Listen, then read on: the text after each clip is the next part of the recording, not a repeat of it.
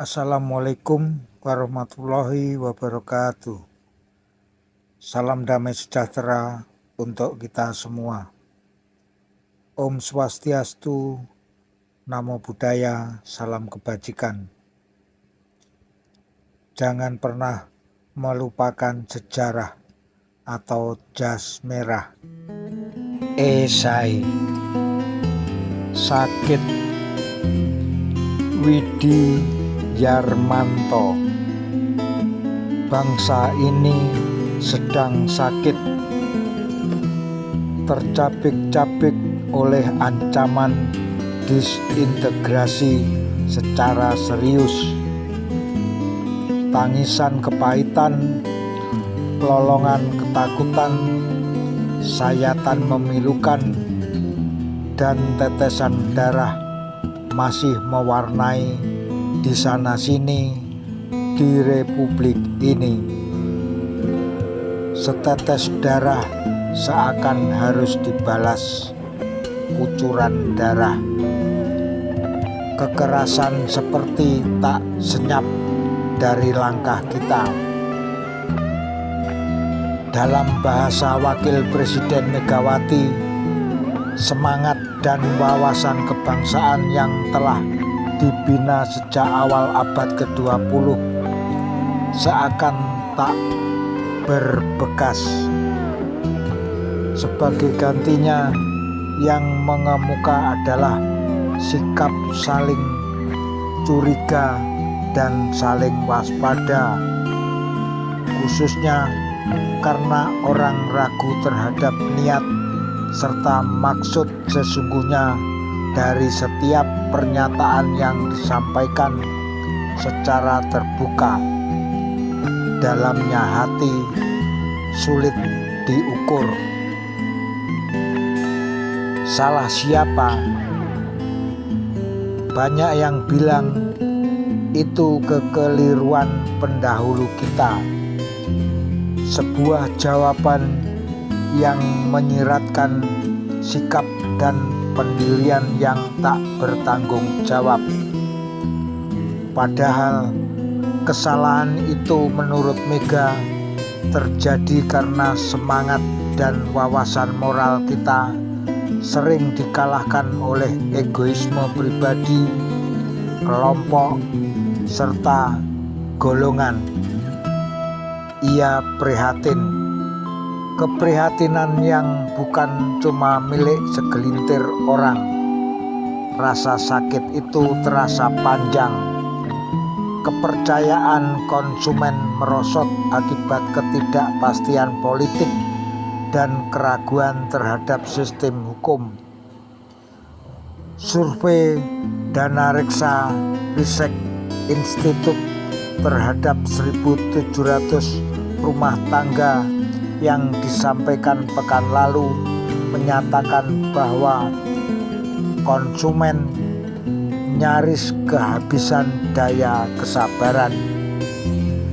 Dan karena sakit itulah maka penjarahan kembali hadir di depan mata kita. Tak jelas.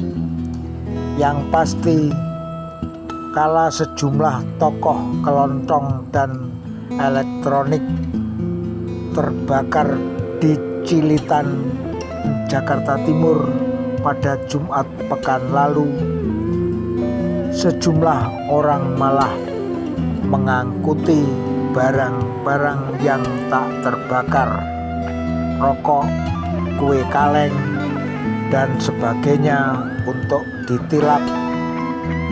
Memalukan. Itu barangkali baru noda kecil. Penodaan demokrasi justru lebih memprihatinkan. Misalnya, ada politik dagang sapi untuk pengisian jabatan di pemerintahan. Belum lagi aset negara yang disulap jadi milik yayasan atau pribadi. Ada pula kasus Bulog yang diduga melibatkan orang istana. Wajar jika sebagian wakil rakyat di DPR ingin agar Presiden Gus Dur mengklarifikasinya. Tak hanya itu, malah ada usul kocok ulang kabinet ini. Alasannya, kabinet tak sanggup bekerja sama dan tak punya arah yang jelas.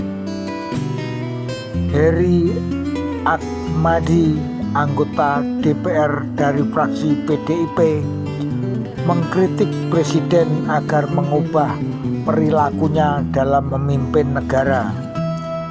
Sebab jika Gus Dur tidak mau berubah, dikhawatirkan akan ada tangan-tangan mahasiswa dari luar yang menekannya. Seperti skenario Mei 1998, katanya.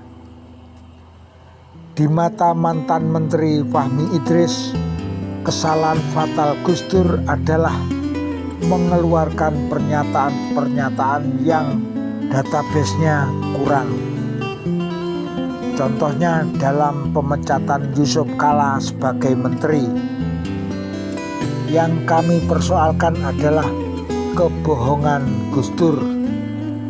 Sama seperti Clinton dipersoalkan karena kebohongannya, bukan perbuatannya dengan Monica, kata Fahmi. Dari semua itu, seorang pengusaha menyimpulkan bangsa ini sedang kehilangan rohnya. Semua berjalan tanpa kontrol, seenak udel. Tubruk sana, tubruk sini, entah apa jadinya nanti. Kayak seseorang yang tanpa roh, yang bisa berbuat apa saja tanpa berpikir masa depannya. Maka jangan kaget bila keberingasan jadi milik umum. Situasi ini menurut Profesor Dr. Logi Lokman mirip suasana di Amerika Serikat 100 tahun lampau ketika hukum banyak dilanggar dan disalahgunakan masyarakat. Saya sangat menyesalkan aksi-aksi itu, kata Logi. Dalam 10 bulan ini di RSCM Jakarta ada 200 orang tewas akibat dibakar atau dikeroyok massa. Walhasil tak terlalu salah jika Bondan Gunawan yang baru mengundurkan diri sebagai sekretaris negara berpendapat bangsa ini adalah bangsa yang pintar merusak dirinya sendiri. Banyak orang yang etika politiknya belum menampakkan kedewasaan, dikritik, marah, atau suaranya ditinggikan agar terdengar berwibawa, kendati jelas-jelas kesalahannya. Buntutnya, misalnya, mobil Anda disenggol kendaraan lain yang menyenggol justru lebih galak. Muka diseramkan, mata dipelototkan, dan mulut dilebarkan. Bangsa ini benar-benar sakit. Padahal Quran Al-Hujurat ayat 2 menyebutkan, "Hai orang-orang yang beriman, janganlah kamu meninggikan suaramu lebih dari suara Nabi." Begitulah lagi-lagi demokrasi dinodai. Demokrasi adalah komunikasi. Hanya saja kini darah kehidupan demokrasi itu sudah dijungkir balikkan. Kebenaran tak lagi jadi komitmen, apalagi yang bisa berlindung di balik kekuasaan.